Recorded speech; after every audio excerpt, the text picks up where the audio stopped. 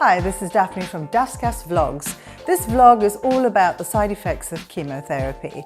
I'm just hoping to pay it forward with the experiences that I've been through with my lymphoma that I'm in remission for. And what are we talking about today? Hair loss. And eventual baldness, yeah. And we'll also talk about hats, we'll talk about wigs, we'll talk about scarves and also about makeup to help make yourself feel and look better. Now, I only started to experience this in my second cycle, and it wasn't something progressive. I had very long hair, which was down to my waist, and a lot of the times at night time I just bundle it up into a little tiny knot and just leave it there so that it wouldn't be, all over my face as I was sleeping. So after the second cycle, same thing, I bundled my hair up in a knot and went to go and have a shower, undid my knot, and my scalp felt quite tight. It was a funny feeling. It was like that the night before when I was massaging my scalp. And so I took my hairbrush, I started brushing my hair, and big, huge clumps of hair were in my hairbrush. And I was thinking to myself, okay, don't freak out. You knew this was going to happen. You talked to your oncologist about it, and he did say, no, the cool cap that you can get sometimes to prevent hair from falling would not work with the Hyper-C-VAD treatment that I was going through.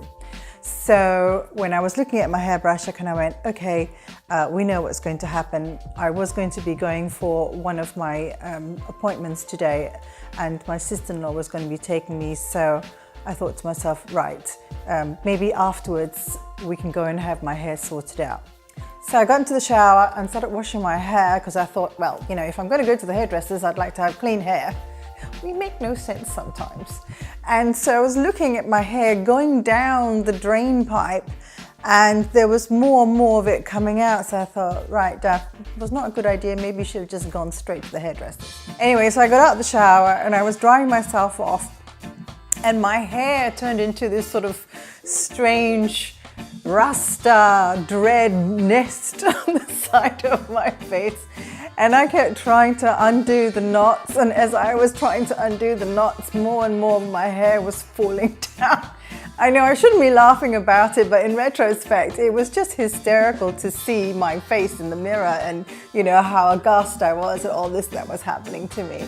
So then I picked up the phone and I called up my sister-in-law and I went, can you please help me out, because I can't do anything with my hair. I've got a bird's nest in it and I need to get it sorted out. And she said, I don't think it's that bad, Daphne. I said, wait till you see me. So she called me back up in about 15 minutes. She goes, right, sorted, we've got the hairdressers for you, let's go. So she came and she picked me up. She looked at my hair and she went, goodness, you really weren't kidding. I was like, no, I wasn't. Luckily, we were just in the car and straight into the salon. As we got into the salon, they said, we're going to buzz cut it all off because it's probably the best thing for you since you're going through chemotherapy. I'm like, okay, fine, let's do it. So, they turned on the clippers and my sister-in-law was holding on to my hand because I got quieter and quieter, and then there were these big tears that were just plopping down my face, and she was being a real rock. She's like, it's going to be okay. And I looked at her and I said, it's not so much about cutting my hair off. It's the psychological impact, because this is it. You really have cancer. You really are going through chemo, and you are going to lose all your hair because this is what the side effects of chemotherapy are. The lady finished buzz cutting my hair and she looked at me and she said, Daphne, do you mind if I shave, a pattern into your hair? And I was like, go for it. I've got nothing to lose but hair. So she shaved this absolutely beautiful lotus at the side of my head, and here's a picture for you to see. Unfortunately, that wonderful look didn't last very long, and it was a good thing that I actually, buzz cut my hair as well, because you're not clogging up your drain pipes. It's the last thing you need to do while you're going through treatment as well. And when you wake up in the morning and the hair is falling out because it's so short, it's not so much of a shock. And eventually I became completely bald.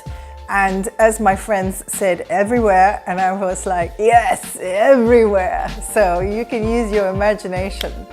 So my friends were asking me what I looked like without hair, because I hadn't posted pictures of myself on any of my social networks. So I sent this picture to my girlfriend, and we were all having a little chuckle about it. It is a rite of passage being bald as well, without any eyebrows and without any eyelashes and without any nostril hair. That's weird. And without any hair anywhere else, because that's what happens when you have cancer and you go through chemotherapy. So anyway, I sent her this picture and we had a good chuckle, and she sent me this picture back.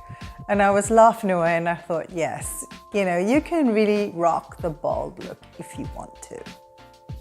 So taking my baldness in hand, I decided to go on the internet to look for different types of hats and scarves and caps, because as a cancer patient, you are so debilitated that you don't have much energy to actually go outside and do any major shopping, and also you have a compromised immune system, so you actually can't be in public places for fear of getting an infection.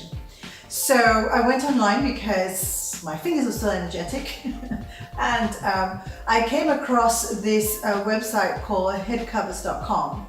And the great thing is the lady who owns this company, her mum went through cancer as well, and because of that they created all these different types of hats and scarves, knowing full well what cancer patients were going through. So I purchased, you know, an array of different caps and hats from them, and I'm going to show them to you now. The important thing about these hats and caps that I bought was that they were really, really soft, because my scalp was very sensitive. I don't know about you, but for me, I needed something that wasn't going to be scratchy on my head. So these are the different styles that I bought that go with the different types of outfits that I was wearing. And I got so much wear out of them, it was absolutely worthwhile. I got a lot of wear out of these hats and caps, and I also had some wonderful friends who sent me some hats and scarves as well. Well, I'm going to show you how to put this on, because in the beginning I had no idea. I thought you just sort of like slipped it over your head and left the flap going. But there's actually a way of doing it. So here we go. All you have to do is basically pull the cap over your head inside out, and then you twist it and then pull the top part down and cover your ears if you want to, or over your ears, and voila. With this bigger knitted one that I have, you can actually do a full knot on the top and pull the scarf down, and it actually looks like you've got a bun, you know, on your head. I'm not a wig person, and the only time I ever wore wigs was when I borrowed my daughter's cosplay wigs for a Halloween party. So you can see a different array of looks that I tried on with these wigs. But on a serious note, I am going to leave you with the link of where you can actually go to have a look for the wigs, which is suggested by the Cancer Care Centre, a part of it called Look Good, Feel Better. What they do is they do workshops for ladies who are going through chemo or have just gone through chemo to show you how to put on your hats and wigs and scarves, and also how to put on makeup. And what they do is they do this 2 to 2.5 hour workshop, and they provide all the makeup for you. They show you how to put everything on, from foundation to mascara, and at the end of the day, the makeup is yours to take home, so you have something that you can wear when you go out, or even if you're at home, to make yourself look good. The ladies who do teach you are absolutely lovely. They're all professionals. So I'm going to leave you the link as well for Look Good, Feel Better. It's kind of strange when you're looking at a face that, you know, has no eyebrows or eyelashes on it. And so a really good friend of mine passed me some stencils, because I have never drawn eyebrows in and or colored them in. I have no idea how to do it. So trying to do it was really, really difficult, because everything was going all over the place. So for me, stencils were the best thing. She passed me these stencils. They're from Anastasia Beverly Hills.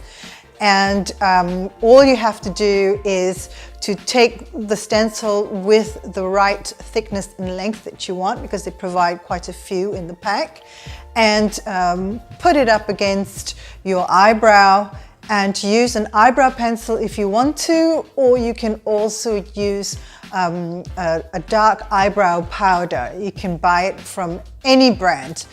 They have a plethora of choices for you and different colors. I think the only thing that you really have to watch out for stencils is to make sure that you align them so that one is not higher than the other. And these are eyelashes that were bought for me by my daughter with the little extensions that go on to the side.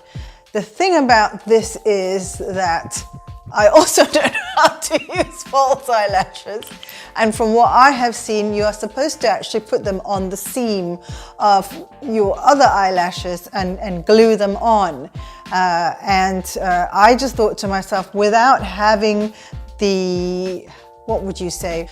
So without actually having the scaffolding or the support of even just a few eyelashes to keep the fake ones in place, I had no idea how that glue was going to work. So what I'm going to do, because I don't know how to do it myself, is to show you a link of how to put on false eyelashes, and I hope they do help you. So I bypassed false eyelashes altogether, and basically what I did was I just drew a line in where my eyelashes were supposed to be, and that was my look until they started growing back.